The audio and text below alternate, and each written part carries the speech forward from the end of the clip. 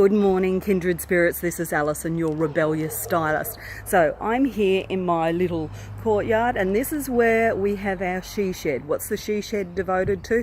It's devoted to reminding as many women as possible in the world that the world's a brighter place when you shine. And how do we do that?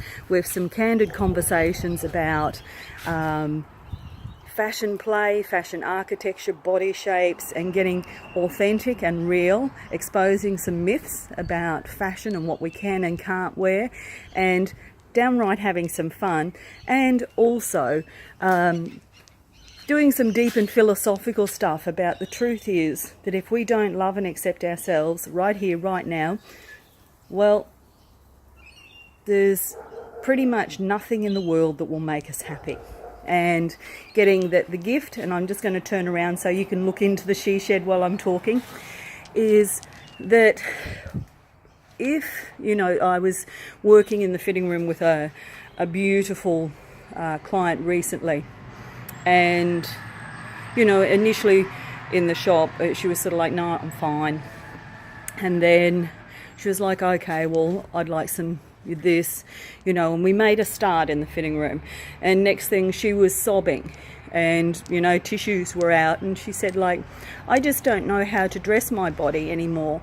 I've got 2 children, and this body I don't know. And we had a long conversation, which resulted in her laughing and feeling a whole lot better, and having pieces that she knew would work great on her new shaped body. And as I said to her, if I hadn't had the privilege of being a size 8 once upon a time, and then a double size 8, there is no way that I could have brought the level of compassion, care, clarity, and formidable cut it out with her that I did.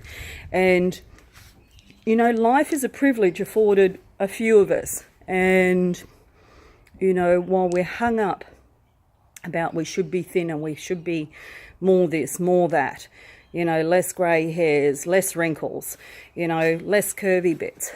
It's like, I invite you, stop amputating the gift that life has given you, because I promise you that if you welcome it and sit with it quietly, that it will be precisely what gives you the set of eyes in your heart to be actually more compassionate, more understanding, more present, more loving with another human being, and that potentially you can save many lives through you actually just being authentic about your journey rather than hiding and being ashamed of what's gone on.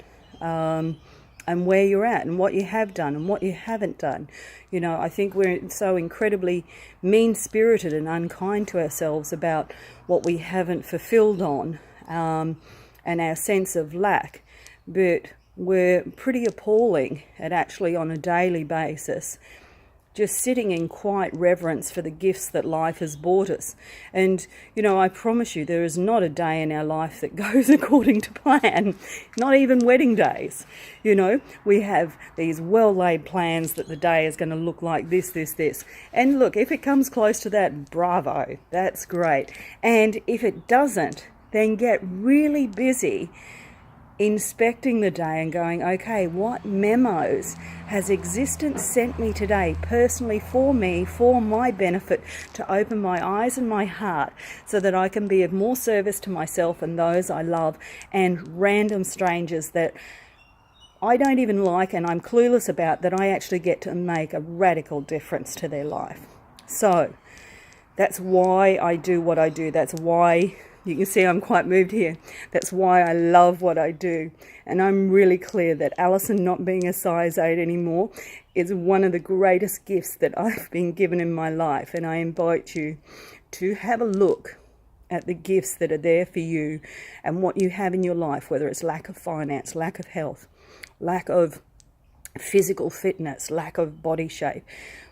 What appears to be a lack, check it out again, because it's an abundance of something.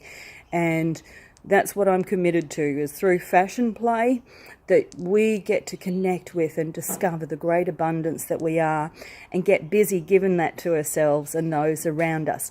So I'm going to step back, I'm going to pull the camera back so that you can check out the she shed, and where we're down to playing with fashion as medicine so that you can get reconnected with the magic, the miracle